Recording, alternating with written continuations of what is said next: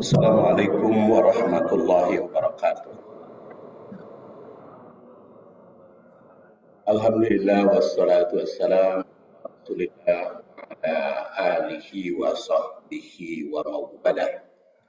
Ibu-ibu dan bapak-bapak rahimakumullah, hari ini kita akan mengkaji atau ta'allum hadis tentang bagaimana caranya meraih haji mabrur. Karena sekarang sudah berakhir bulan Syawal. Berapa hari lagi Dzulqa'dah. Dzulqa'dah sudah mulai pemberangkatan haji. Dan bulan Dzulhijjah ada dua perintah, yaitu haji dan kurban. Selain sholat id. Di ibadah itu sambung menyambung ya, setelah selesai Ramadan kemudian berhaji, kurban, dan pada iktikaf kita membahas bagaimana meraih haji, meraih nilai haji dan umroh tanpa pergi ke Mekah. Nah, sekarang bagaimana caranya meraih haji yang mabrur. Tapi tentu saja pertemuan hari ini belum membahas hadisnya, baru metode. Yang jadi pertanyaan, kenapa menggunakan istilah ta'allum kepada hadis itu? Kan kita mulai dari bulan Ramadan ini istilahnya ta'allum hadis, bukan tadabur. Karena kalau tadabur Al-Quran jelas jungkereng ayat itu surat An-Nisa dan surat Muhammad, afala yatadabbarunal Quran. Dengan nada bertanya, tidakkah mereka bertadabur Al-Quran? Jadi penggunaan istilahnya itu diusahakan ya tepat dengan aslinya. Kalau kepada Al-Quran itu tadabbur. Kalau kepada alam tafakkur alam. Seperti Pak Ginanjar, kita istilahkan tafakkur sejarah. Karena itu lebih banyak alam. Sejarah itu kejadian alam. Tentu saja baik tadabbur maupun tafakkur keterkaitan. Ketika tafakkur sejarah, tafakkur alam, ada kaitan dengan Quran dan hadis. Ketika tadabbur ayat, ada Quran dan hadis. Demikian pula ta'allum kepada hadis. Dalilnya ta'allum karena surat Al-Hujurat ayat 7, wa'lamu anna fikum Rasulullah. Ingatlah, i'lamu. Nah, di sini kan wa'lamu anna fikum Rasulullah. Ingat, ketahuilah. Wa'lamu itu bisa ingat, bisa ketahui, bisa juga maklumi. Anna fikum Rasulullah, bahwa di kalanganmu ada Rasul. Jadi ketika kita sekarang bertemu dengan Quran dan hadis, kita bisa membayangkan Rasul itu ada di tengah-tengah kita. Karena berdasar ayat ini, fikum. Fikum itu fi, di dalam, di lingkungan, atau sekitar kamu, fikum. Rasulullah. Dan ketika para sahabat masih ada, ketika Rasul masih ada, maksud saya ketika Rasul masih ada, sahabat itu ingin mengetahui hadis, ingin mengetahui dalil, maka langsung para sahabat itu bertanya kepada Rasul Shallallahu Alaihi Wasallam. Jadi apa yang dijadikan pertanyaan sahabat, maka langsung bertanya kepada Rasulullah. Makanya su'ila, nah, banyakkan hadis menggunakan su'ila Rasulullah SAW atau sa'altu Rasulullah SAW. Kalau tidak ditanya, Rasul yang bertanya, ala ukhbirukum, tidakkah aku beritahukan kepada kalian Tapi kan pada tahun 11 Hijriah Rasul wafat. Jadi jelas jasadnya itu adalah wafat. Rasulullah SAW itu. Nah, sehingga setelah Rasul wafat, sahabat itu tempat bertanya tentang hadis itu. Bagaimana tentang sesuatu hal, masalah yang dihadapi. Langsung bertanya kepada sahabat. Karena sahabatnya cukup tahu tentang Rasul. Dan istri Rasul selain punya titel Ummul Mukminin, ibu orang mukmin. Jadi kalau istri Rasul itu kan diistilahkan oleh Al-Quran Ummul Mukminin semua, ibunya orang mukmin, sehingga kaum muslimin, para sahabat itu seperti kepada ibunya, konsultasi, ya, bertanya apapun yang dihadapi oleh mereka, tanya kepada istri Rasul karena Ummul Mukminin. Dan yang ditinggalkan wafat oleh Rasul, istrinya itu berjumlah 9. Karena istri yang lain sudah wafat duluan, yaitu Siti Khadijah dan Siti Maimunah. Ummul Masakin sudah wafat lebih dulu. Sehingga 9 yang masih hidup. Dan 9 yang masih hidup itu rata-rata usianya muda. Tidak ada yang tua. Ya, istri Rasul yang ditinggal wafat oleh Rasul semuanya muda. Yang paling muda adalah Aisyah. Beliau itu berusia 18 tahun. Kalau Ummu Salamah itu 30 sampai 40 ya. Pokoknya sekitar 36-37. Nah, jadi begitu Rasul wafat, maka tempat bertanya itu istri Rasul dan juga para sahabatnya, seperti kader-kader yang masih muda, umpamanya Ibnu Abbas. Itu ketika ditinggal wafat oleh Rasul usianya 14 tahun. Ibnu Umar 17 tahunan. Jadi banyak yang masih muda. Tapi banyak juga masih tua, sudah tua. Seperti Abu Bakar, itu usianya beda 2 tahun dengan Rasul. Lebih muda dari Rasul, Abu Bakar itu. Kemudian Umar bin Khattab, itu bedanya 3 tahun. Lebih muda dari Rasul. Jadi dua-duanya mertua lebih muda dari Rasul. Nah, maka ketika Rasulullah SAW wafat sejak tahun 11 Hijriah, semuanya bertanya kepada para istri dan para sahabat Rasul. Dengan demikian berlanjut, hadis itu berlanjut, ya. Dan setelah para sahabat wafat, yang terakhir itu adalah Anas bin Malik pada tahun 93 Hijriah ketika berusia 103 tahun. Maka ditinggalkanlah oleh para sahabat itu tabi'in. Itu murid-murid para sahabat. Hanya yang jadi persoalan di benak hati saya itu, kalau sahabat itu kan banyak wanita yang meriwayatkan hadis itu, terutama istri-istri Rasul. Istri Rasul kan semuanya wanita, itu istri Rasul. Jadi wanita. Si Rasul itu wanita semua, makanya disebut Ummul Mukminin. Tapi tabiinnya sedikit sekali sahabat tuh.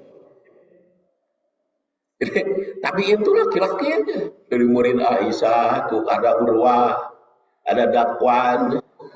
Dakwan kan yang mensponsori imam membaca mushaf Al-Quran, itu Dakwan namanya.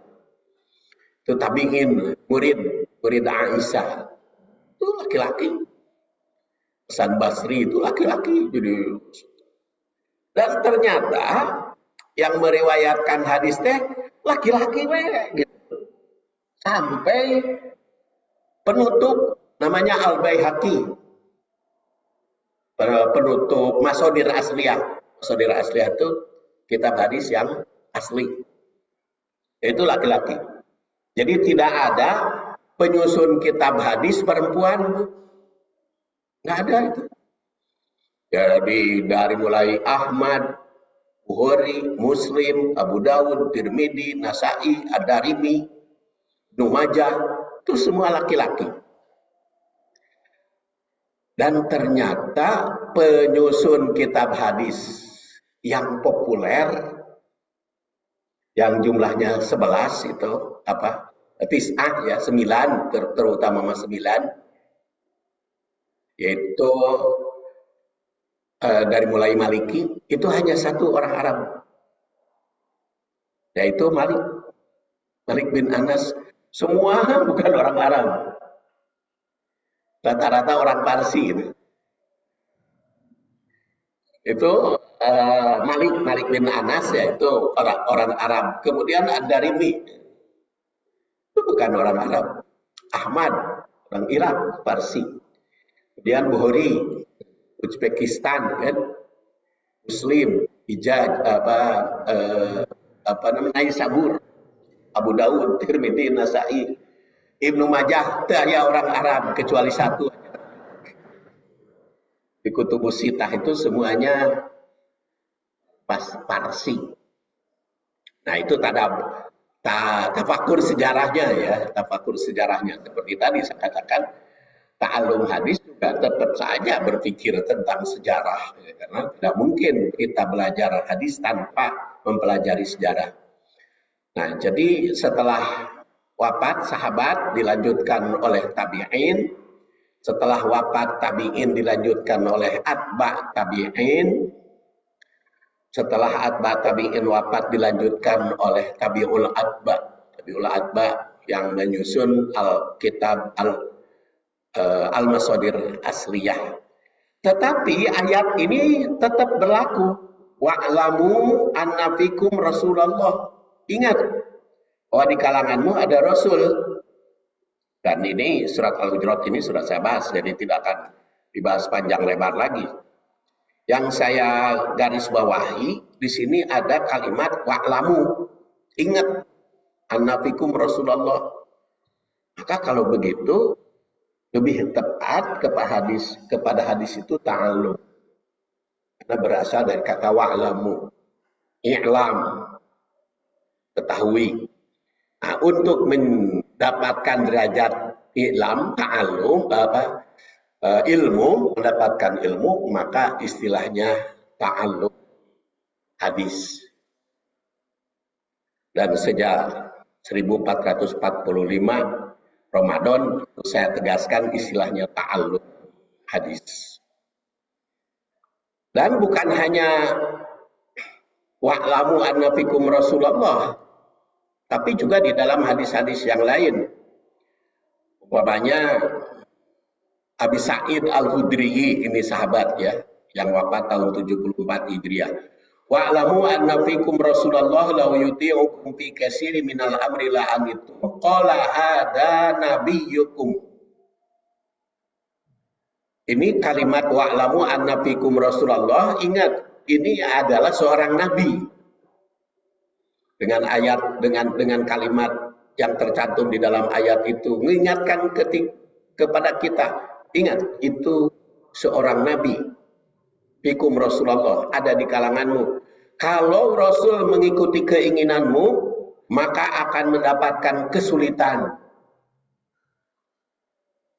Hada nabi hukum, padahal ini nabimu yang yuha ilaihi, mendapatkan wahyu, wahyaru a'immatukum, dan kalimat, dan di kalanganmu itu khiyar a'immah, para pemimpin yang terpilih.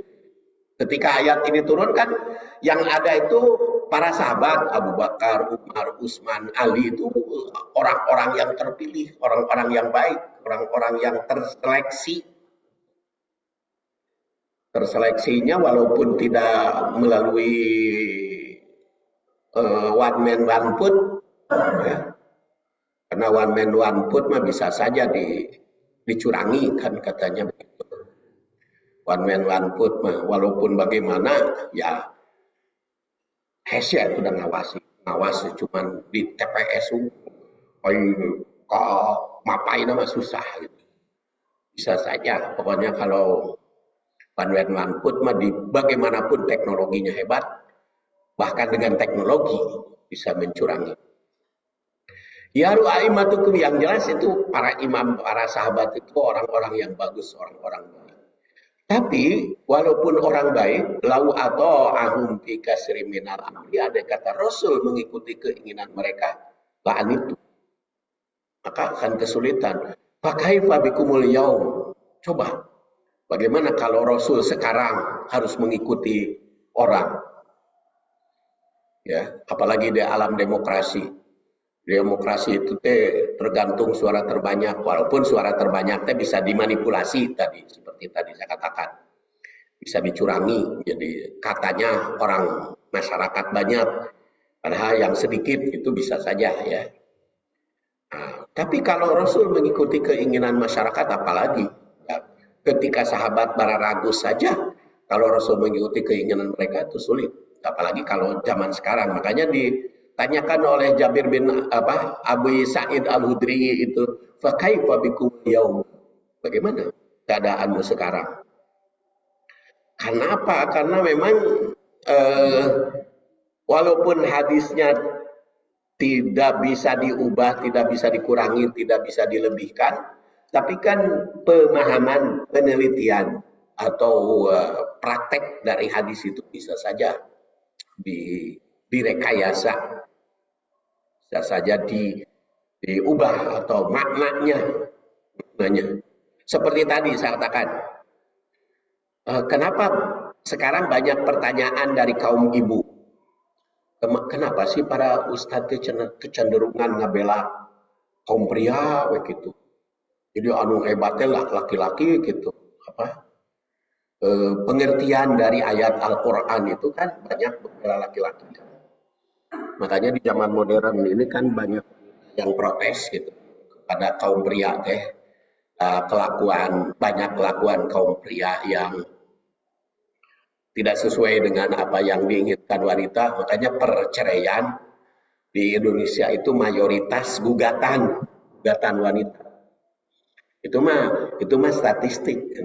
Jadi di Jawa Barat, di Bandung juga perceraian itu mayoritas atas gugatan wanita dibanding dengan dari kehendak pria gitu. Nah, itu kan timbul pertanyaan itu. Kenapa demikian? Karena memang banyak dalil-dalil yang disampaikan para ustadz itu lebih membela kaum pria, maka protesnya itu wanita ya itu. Kan banyak dalil-dalil itu membela kaum pria. Kunaon gitu, sabab rawi hadisnya laki-laki unggul itu. Mufasirnya laki-laki. So, mufasir dari mulai mufasir sahabat Ibnu Abbas itu kan laki-laki.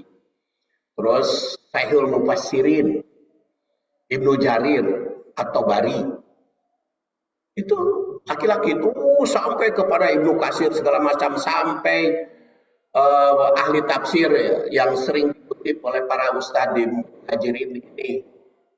Ahli tafsir itu semua laki-laki, tidak ada tafsir susunan wanita. Wahbah Juhaili, Profesor Wahbah Juhaili, walaupun namanya Wahbah, itu laki-laki. Jadi penyusun tafsir, penyusun hadis, syarah hadis, itu laki-laki. Sedangkan tafsir itu sendiri adalah bayanu kalamillah, menerangkan kalamullah, menerangkan Al-Quran, bayanan tafsirian dengan penjelasan yang rinci, yang mendetil, itu ala taqatil mufassirin, sesuai dengan kemampuan para mufassir. Tafsir itu sesuai dengan kemampuan para mufassir. Sedangkan semua para mufassir, penyusun syarah hadis itu laki-laki. Rekumarek tengah bela laki-laki. Nah, itu tantangan bagi kaum ibu. Kenapa tuh? Itu narulis tafsir gitu kaum ibu itu. Dan kekurangan kita para penulis hadis. Jadi itu eh, memahami tafsir, memahami hadis. Software, ibu kan bisa menilai kalau kepada para penceramah. Oh iya mah agung-agung laki-laki pasti di rumahnya ya tekanan gitu istri. Oh iya mah agung-agung wanita pasti karena istrinya baik kepada suaminya. Ada kecenderungan seperti itu. Ya, secara psikologis itu pengaruh kehidupan dalam keluarga. Kehidupan dalam keluarga itu berpengaruh kepada penceramah. Kan ada itu para penceramah itu senang ceramah di mana-mana, bab janung gitu. Ada kan ibu menilai etama penceramah di mana-mana ceramahnya contohnya di bab janungnya ya. Mengikut. Lah Quran ayatnya eta tekene. Tuh. Jadi wa'lamu makanya penting ta'allum ya, ta'allum hadis karena memang Qur'annya sendiri menggunakan ilmu ta'allum. Dan barang siapa yang ta'allum kepada hadis serta tadabbur kepada Al-Qur'an sehingga dipegang teguh Al-Quran dan hadis itu, maka lan tadillu. Ini sebagaimana diriwayatkan Umar bin Khattab yang wafat tahun 23 Hijriah. Rasul bersabda, taraktu fikum amroini, aku tinggalkan di kalanganmu dua perkara. Dan tadillu, yang tidak akan sesat. Mata masaktum bihima, sepanjang kamu berpegang teguh dengan kedua itu, yaitu kitabullah wa sunnatin nabihi. Jadi kalau kitabullah dan sunnatin nabihi dipegang, tidak akan tersesat. Hadis ini diriwayatkan oleh Imam Malik yang lahir 93 bertepatan dengan wafatnya Anas bin Malik. Kalau ini Malik bin Anas, tapi bukan putrana Anas bin Malik, bukan. Jadi beda lagi.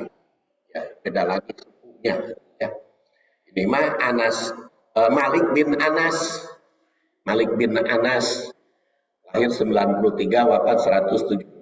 Itu Imam Maliki yang saya katakan tadi orang asli. Tapi bukan putrana Anas bin Malik. Kalau Anas bin Malik itu wafat tahun 93 Hijriah. Dan kata Nasiruddin Albani, mengkritik hadis ini sahih ya. Di sini sahih. Jadi yakin kalau kita berpegang teguh kepada Al-Quran dan Sunnah tidak akan tersesat. Maka perlu ta'alum. Itu istilah yang pertama, ya lamu apa ta'alum. Istilah yang kedua, ta'alum sunnah nabawiyah itu diambil dari a'lamuhum bisunnah. Itu ya ummul qauma aqra'uhum li kitabillah. Nah, jadi yang jadi imam itu aqra'uhum li kitabillah, paling aqra'. Paling hebat membacanya, yaitu melalui tadabbur, tentu saja tilawah dan sebagainya. Hanya di Al-Muhajirin itu kan kalau Sabtu pertama ta'alum hadis. Sabtu yang kedua Pak Usep itu tahsinut tilawah dan tafsirnya. Jadi memperbaiki bacaan dan tafsirnya Pak Usep. Kemudian ketiga, satu saya Kemudian kedua Pak Usep itu tahsinut tilawah dan tafsirnya. Kemudian yang ketiga tafakur sejarah Pak Ginanjar. Yang keempat itu tafsir ayat-ayat tematis dan yang kelima tafsir juz amma. Tanya kita lengkap. Karena apa? Karena kita jamaah muhajirin itu harus akra'ul Quran, paham bacaannya, baik bacaannya. Makanya oleh Pak Usep dibina tahsinut tilawahnya dulu, jadi perbaikan bacaan. Karena harus akra. Nah, kemudian a'lamuhum bisunnah. Makanya saya bertugas ta'alum sunnah. Dan orang yang a'lamuhum bisunnah itu merupakan kriteria imam. Yang pertama itu akra'uhum Quran, dan yang kedua a'maluhum. Jadi istilah dalilnya pakai ta'alum karena akra'uhum a'lamuhum bisunnah.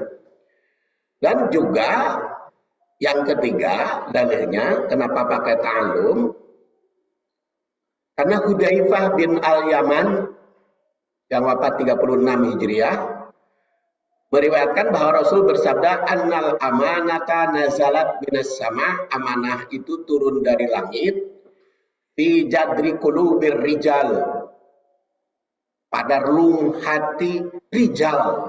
Rijal itu jama dari rojulun, laki-laki itu. Amanah itu. Jadi turunkannya kepada relung kaum pria. Jadi kenapa amanah tidak disebut kepada kaum wanita, tapi qulubir rijal? Ini juga menggambarkan bahwa memang tanggung jawab pria lebih banyak. Jadi hak dan tanggung jawab itu beda. Makanya kan suami lebih banyak tanggung jawabnya dibanding istri dalam kehidupan rumah tangga. Apa sebab? Kalau suami mah ada tugas luar. Kalau istri kan tidak ada tugas luar. Nah, geringan ayeuna banyak para wanita yang usaha. Yang usaha. Ya, kamu sebetulnya bukan tanggung jawabnya, bagir bantu suami. Dan tidak ada kewajiban wanita usaha. Jadi cuma bagir ngebantu suami. Itu bagus, makanya kalau punya istri karir, istri hebat gitu ya. Karena ngebantu bukan tanggung jawabnya. Tetap aja memberi nafkah kaum pria kepada istrinya. Walaupun dia punya penghasilan. Ya, karena kebetulan anak saya itu semuanya anak itu ikut cari harta ya, karena dua ya, yang perempuan laki-laki dua, tapi itu menantu juga sama. Tapi amanahnya fi qulubir rijal. Wa nazalal Quran, dan turun Quran, faqra'u, nah kepada Al-Quran faqra'u, bacaannya harus bagus, faqra'ul Quran. Dan wa'alimu minas sunnah, ilmu, ta'alum. Jadi dengan dalil 3, jadi 2 hadis, 1 ayat, sudah jelas menggunakan dengan istilah ta'alum. Nah sekarang kita langsung, tadi sudah saya sebut, al-masadir asliyah, kitab hadis itu, ada kutipan-kutipan, kitab hadis itu ada al-masadir asliyah itu adalah kitab yang sumbernya langsung. Tapi kalau kitab yang kutipan-kutipan itu al-masadir ghair asli. Ya masadir asliyah ya seperti tadi Ahmad, Bukhari, Muslim, Abu Dawud, Tirmidzi, Nasa'i, masadir asliyah. Tapi kalau Bulughul Maram itu bukan masadir asliyah. Kutipan atau hadis arba'in itu bukan masadir asliyah. Jawahirul Bukhari, At-Taj itu bukan masadir asliyah. Itu kutipan-kutipan. Makanya masadir asliyah itu berakhir di Al-Baihaqi bab ke-5 Hijriah. Nah setelah abad ke-5 tidak ada lagi masadir asliyah. Jadi walaupun yang beranggapan isnad segala macam tidak ada yang asli. Ya. Dan sekarang ini sudah ada al-masadir asliyah, itu dikutipnya gampang, yaitu dengan cara dengan teknologi. Nah sekarang kita bagian B. Kalau tadi dalil, kenapa pakai ta'allum, kemudian yang kedua bagaimana metode ta'allum al-hadis. Untuk lebih memahami sunnah secara mendalam, diperlukan metode penelitian, yaitu ta'allum as-sunnah an-nabawiyah, atau ta'allum hadis. Tapi sekali lagi ingin tekankan, sunnah di sini menurut pengertian ulumul hadis, bukan pengertian fikih. Kenapa? Karena pengertian fikih mah sunnah teh ma yusabu fi'luhu wala yu'aqabu tarkuhu. Sunnah menurut ilmu fikih adalah yang mendatangkan pahala apabila dikerjakan dan tidak disiksa apabila ditinggalkan. Sunnah menurut fikih. Tapi kalau sunnah menurut hadis adalah qauluhu Rasulullah SAW wa fi'luhu wa takriruhu wa siratuhu,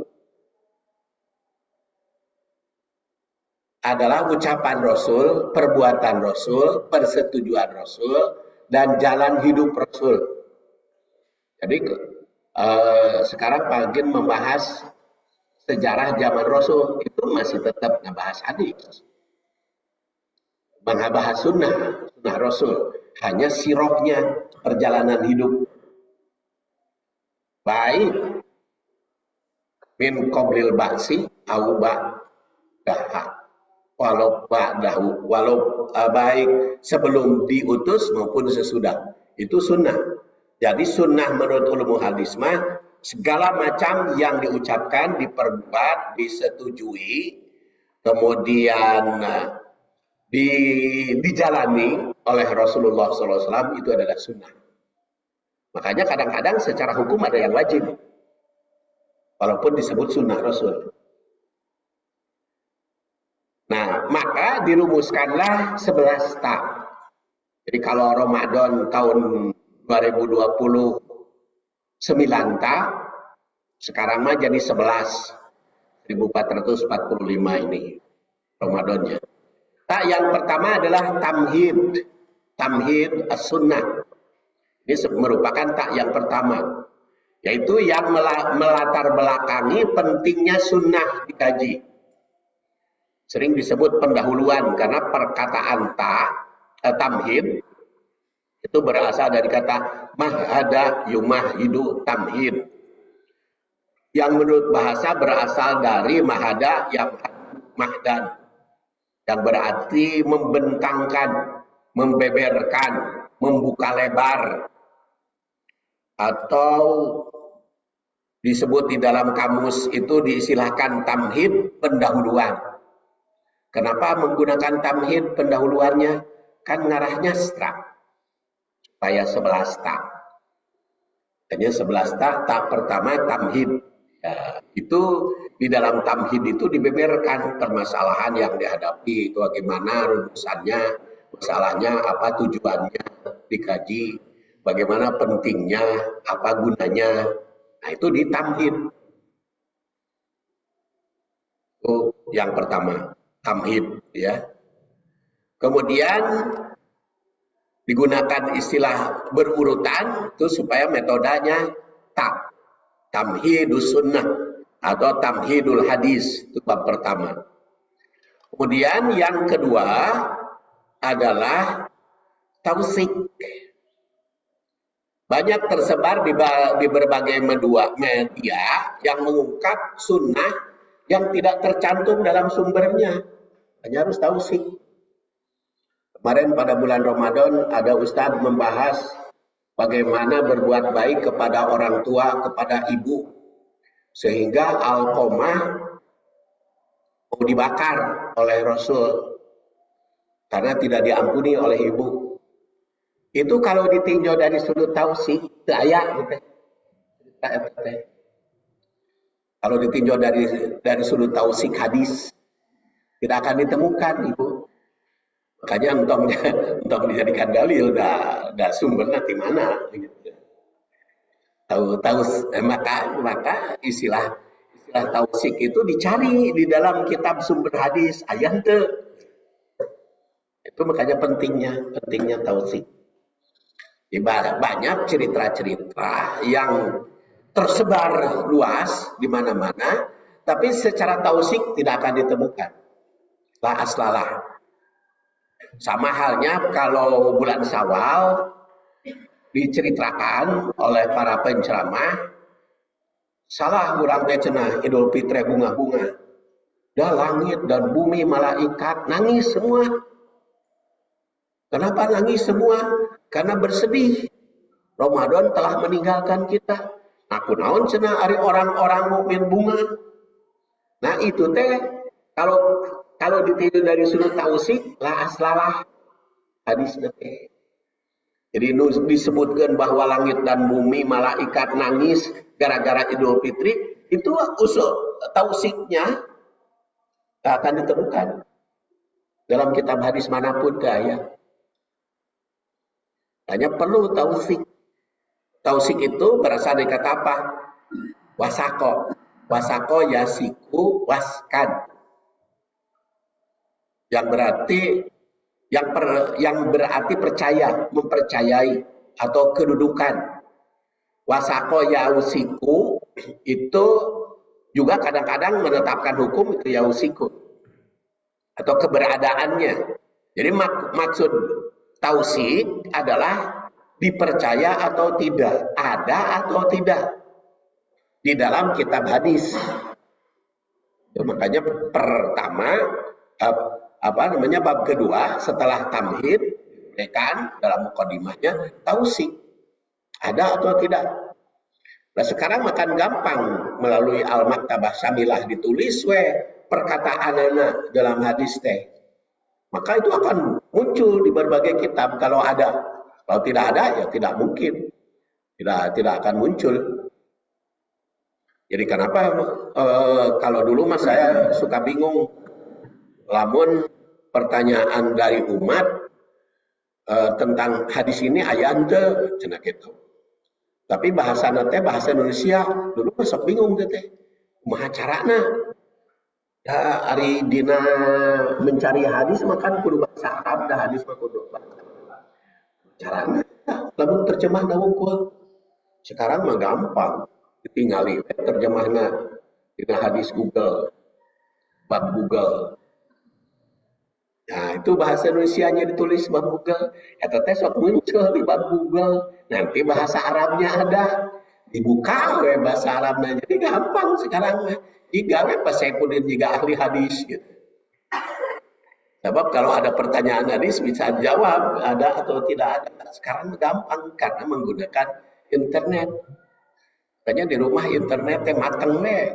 Walaupun di rumah cuma duaan menggunakan internet, tapi lumayan we per bulan teh. Karena itu digunakan, manfaatkan. Itu dengan tausik. Jadi akan ada atau tidak ada hadis. Maka langkah yang pertama adalah tausik. Di masodir asliyah utamanya. Dalam kitab hadis yang asli. Kemudian kenapa tausik? Karena banyak tersebar luas. Apalagi kalau Bapak dan Ibu membuka di NU Online. NU Online ya. Mr. Google, itu banyak hadis-hadis yang tidak ada sumbernya. Jadi saya sebut di NU Online itu banyak hadis-hadis yang tidak ada sumbernya. Termasuk bahwa surga merindukan orang yang saum. Surga merindukan orang yang saum. Itu di NU Online ada. Tapi sumbernya tidak ada, tausiknya. Tuh, Ya, yang Ramadan awaluhu magfirah ausatuhu awaluhu rahmah ausatuhu magfirah akhiruhu idkun minan nar. Itu di NU online ada. Tapi kalau kita telusuri tausiknya itu munkarul hadis. Atau juga ada yang menyebut mautu. Makanya waktu Pak Usep membahas bukan berdasar hadis itu, tetapi selama bulan Ramadan ada itu semuanya. Jadi selama 30 hari atau 1 bulan di bulan Ramadan itu ada rahmat, ada maghfirah, ada itqun minanar. Jadi bukan 10 hari pertama rahmat, 10 hari kedua maghfirah, 10 hari ketiga itqun minanar, bukan. Jadi antara rahmat, maghfirah dan itqun minanar sejak tanggal 1 sampai akhir. Itu yang sahih dalam riwayat Tirmidzi. Jadi seluruhnya. Jadi anu maut 10 ke tetap kebagian itqun minanar. Kan lamun hadis tadi 10 pertama rahmat atau can kebagian maghfirah dan can datang maghfirahna 10 hari kedua. Karena itqun minanarnya terakhir. Jadi yang benar seluruhnya. Jadi seluruhnya ada dari tanggal 1 sampai terakhir. Itu tidak riwayat kedua, walaupun kalimatnya tidak persis seperti itu. Tapi Allah menurunkan tahu abal jannah, abal busama itu sejak awal sampai akhir. Itu contoh tausik ya. Kemudian setelah tausik hadis, ini kenapa saya bahas? Karena ada pertanyaan dari ibu-ibu kemarin, apa itu karena waktu itikaf tausik hadisnya naon eta tausik naon pengertiannya, maka kita bahas sekarang. Yang ketiga, setelah diketahui keberadaannya hadis itu di dalam kitab apa, maka kita telusuri bagaimana mata rantainya hadis itu. Jadi dari sahabat ke tabi'in, dari tabi'in ke atba' tabi'in, dari atba' tabi'in ke tabi'ul atba'. Itu bagaimana riwayatnya, bagaimana jalan ceritanya, mata rantainya, estafetnya. Hadis itu tahrij. Maka tak yang ketiga.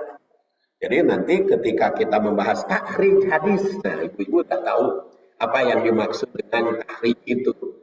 Nah, tahrij itu berasal dari kata kharaja yakhruju khurujan atau kharaja sama keluar, kalau kharaja mengeluarkan. Jadi kan Pak Jajang membahas bahasa Arab di Muhajirin itu kan, kenapa kharaja keluar, kalau kharaja mengeluarkan, kalau kharaja yukhriju saling keluar atau sering keluar, bisa. Doroba mukul, doroba memukulkan, kalau doroba saling pukul, mudoroba bahasa. Memang belajar hadis ya tidak bisa lepas juga dari kharaja yukhriju itu tahrij. Bagaimana ceritanya keluar hadis itu hingga sekarang, karena Rasul itu masih ada sunnah nama. Walaupun Rasul sudah wafat tapi sunnahnya masih ada, maka perlu ditahrij oleh kita, perlu diserinci. Seperti tadi saya katakan, mempelajari atau ta'alum hadis juga tidak akan lepas dari sejarah, utamanya di dalam tahrij as-sunnah nabawiyah. Dan banyak cara-cara tahrij itu. Ada yang menelusuri dari Rasul kemudian diriwayatkan, ada juga yang menceritakan sejarahnya, ada istilah riwayat, ada istilah diroyah. Diroyah itu menilai. Kemudian yang keempat, tarikh. Nah, tarikh ini yang keempat adalah sejarah, menelusuri sejarahnya. Walaupun ibroh itu tidak terikat oleh sejarah, tetapi minimal kita tahu tarikhnya. Tarikh sunnah nabawiyah, sejarah sunnah itu dipelajari, baik asbabul wurud, jadi kalau kepada Quran asbabun nuzul, kalau kepada hadis asbabul wurud. Asbabul wurud. Seperti yang dihutbahkan kemarin pada khutbah Jumat, mengatakan bahwa saum sunat itu 11 hari setiap bulan, karena Senin dan Kamis plus 3 hari Ayyamul Bid, jadi nanti jadi 11 hari. Tapi kalau kita telusuri sababul wurud hadis itu mual, jadi 11. Tidak akan jadi 11 kalau kita telusuri sababul wurud. Kenapa? Karena sababul wurud hadis itu kan pertanyaan dari Sa'ad bin Abi Waqqas. Ya Rasulullah, saya mah mau saum setiap hari. Sa'ad bin Abi Waqqas.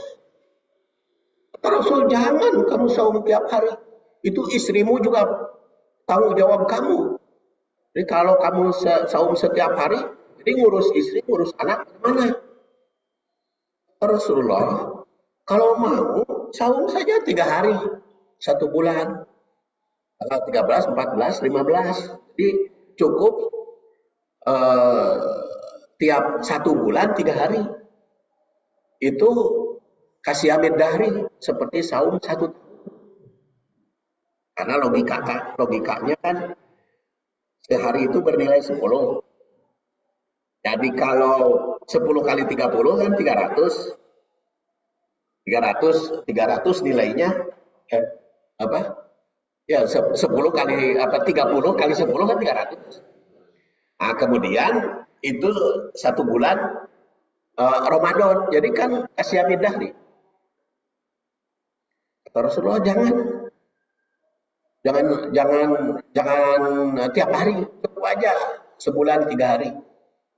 Karena 3 hari itu sama dengan 1 bulan. Nah, tapi kata beliau itu, ya Rasulullah, atau saya 3 hari sekali, 3 hari dalam 1 bulan. Ya, kalau mau kamu banyak, udah sehari saum, 2 hari tidak. Senin Kamis. Lalu kata sahabat itu, ya Rasulullah, atuh da saeutik teuing. 2 hari saum 1 hari henteu mah. Nah, atuh cek Rasul hari-hari yang banyak mah saum Daud. Saum sehari tidak sehari seperti Pak Uju sekarang mah. Saum Daud. Jadi kalau dilihat dari sababul wurud, saumnya pilihan gitu teh.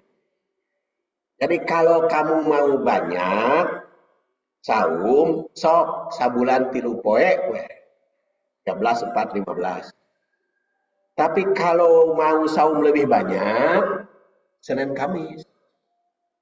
Tapi kalau kamu lebih banyak lagi, Daud. Jadi sanes 11. Lamun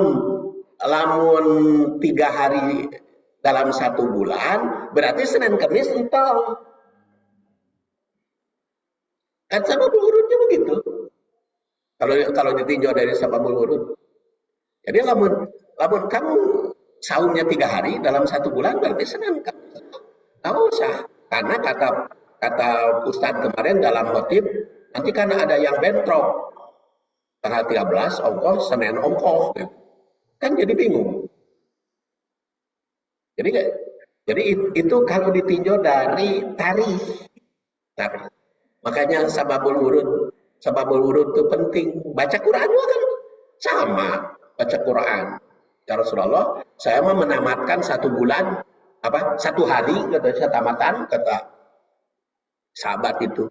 Rasul, jangan, cukup saja kamu 1 bulan tamatan, kan gitu. Masih kuat 20 hari, masih kuat seminggu. Jadi paling banyak seminggu. Jadi paling banyak baca Quran teh saminggu satamatan. Tapi yang diperintahkan oleh Rasul 1 bulan. satamatan. Kan masih banyak nganggur atau lebih dari itu memasikan anu seperti padedi pan pensiun kan banyak waktu bisa satamatan sehari oke lamanya kata Rasul cukup 1 bulan saja tamatan lalu yang lain nganggur ya tadabur kaji ayatnya kaji isinya jadi cukupnya namatkan Quran mas 1 bulan nah itu kalau asbabun nuzul teh sababul wurud teh tarikh itu pentingnya. Jadi pas gitu. Sababul wurudnya. Ya contoh di dalam haji. Rasulullah SAW itu begitu sampai ke Mekah melaksanakan tawaf dan sa'i. Setelah tawaf dan sa'i, Rasul kembali ke Ditua, sekarang Jarwal. Jarwal itu sudah nyambung sekarang dengan masjid. Karena 3 kilo dari Ka'bah ke Jarwal itu. Sudah nyambung jadi masjid sekarang. Rasulullah itu setelah tawaf dan sa'i untuk umroh itu cicing di Jarwal nunggu tanggal 8 walam yakrob al Ka'bah tidak mendekati Ka'bah. Apa itu? Karena Rasul datang bulan Dzulqa'dah. Jadi kalau ibu-ibu gelombang pertama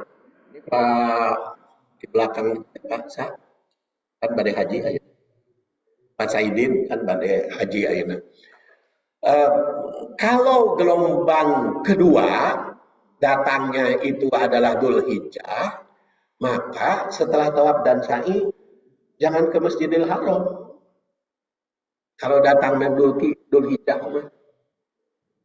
Tapi kalau datangnya bulan Dzulqa'dah lila kene itu Dzulhijjah berhenti ke Masjidil Haram. Karena Rasul lam yakrob al-Ka'bah. Nah itu salah satu cara. Makanya tarikh itu penting di dalam hadis. Dan tentu saja bukan hanya sejarah, tapi juga kaitan situasi dan kondisi. Nah, sekarang kelima, yaitu tasih. Ini rada maraton kan, karena jam genep. Tasih itu adalah keabsahan hadisnya. Jadi setelah diuraikan dalam tahrim, tadi mata rantainya, nah sekarang bagaimana penilaian para ulama terhadap hadis tersebut? Makanya tadi kita setelah ditasih diketahui kesahihan atau tidak hadis tersebut. Hanya tasih itu penilaian para pengkritik, para pengkritik hadis. Kritik itu bisa dari sudut sejarah seperti tadi. Makanya ibu, ayo nama kesimpulanana dalam saum teh manawe pilih bade 3 hari dalam 1 bulan atau Senin Kamis. Jadi lamun anu 3 hari yang untung Senin Kamis. Lamun Senin Kamis teu kudu ngitung tanggal, penting Senin jeung Kamis. Kalau mau sehari saum sehari tidak usah ngitung hari, tidak usah ngitung tanggal. Penting maka mari saum ayeuna henteu gitu.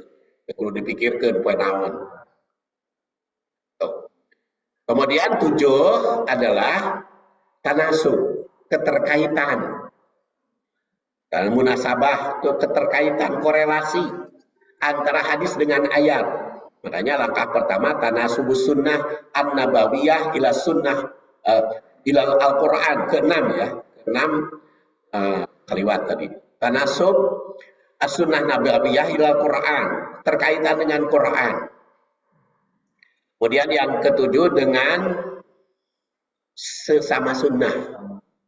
Ya, seperti tadi. Kita sholat subuh berjamaah kan, tapi harus dikaitkan dengan hadis yang lain. Ternyata Rasulullah SAW itu kalau sudah datang ke masjid cukup 1 sholat. Kalau sudah adzan menunggu qomat. Karena apa? Karena hadis lain mengatakan baina kulli adana ini sholat. Antara 2 adzan hanya 1 sholatnya. Jadi entong bolak-balik, geus adan mah, kecuali lamun bapak ibu datang ke masjid can adan. Mangga kema tahiyatul masjid heula. Tapi lamun geus adan cukup satu rakaat saja.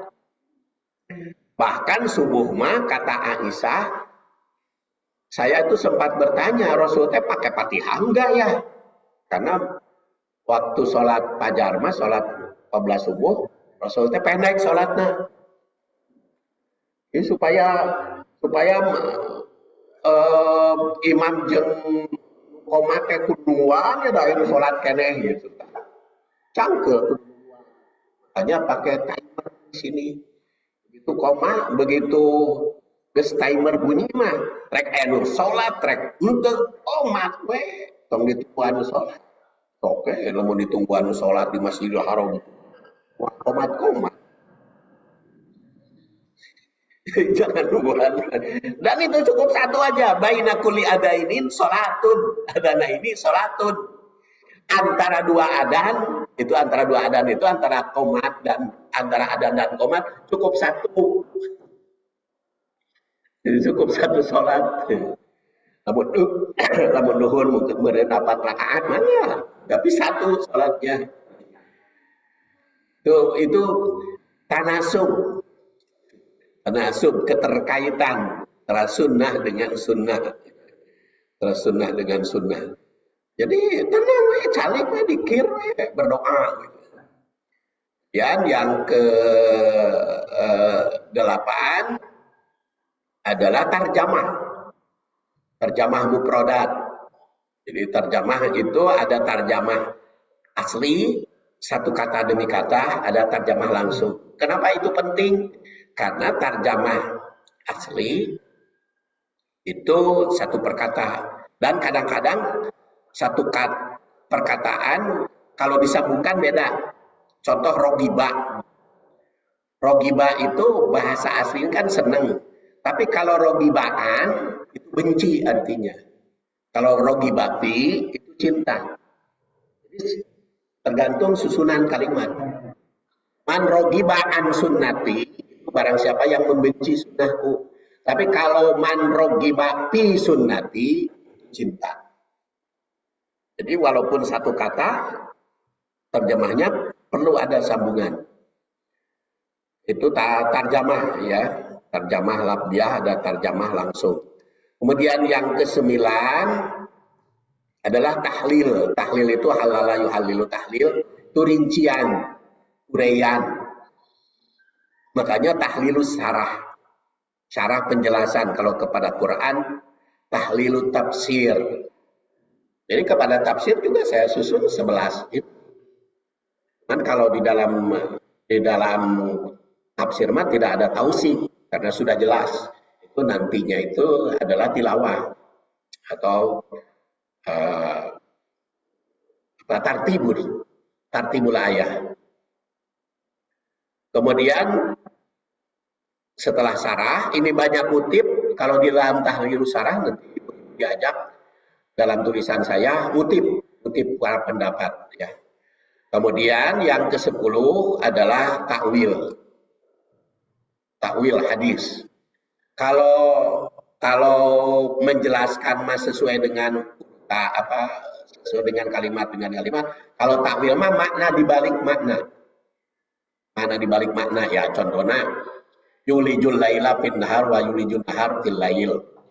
Allah menerbitkan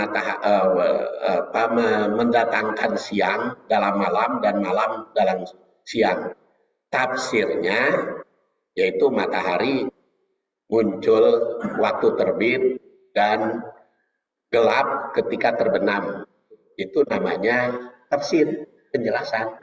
Takwilnya bagaimana? Gelap itu maknanya kafir. Terang itu mukmin. Jadi takwilnya selain matahari, tapi juga matahari itu bagaikan ilmu atau keimanan. Jadi mengeluarkan dari kafir menjadi mukmin itu yulijun nahar minal lail til lail. Itu takwil. Jadi makna dibalik makna. arti, di balik arti. Ada mafhum dalam istilahnya. Ada mantuk, mantuk itu tekstual, ada mafhum kontekstual, itu takwil. Kemudian bagaimana prakteknya kepada kita? Nah itulah ke-11 tatbik. Jadi realisasinya, bagaimana cara menjalankan sunnah itu. Quran juga bagaimana menjalankan Quran itu, menjalankan sunnah itu, tatbikus sunnah nabawiyah.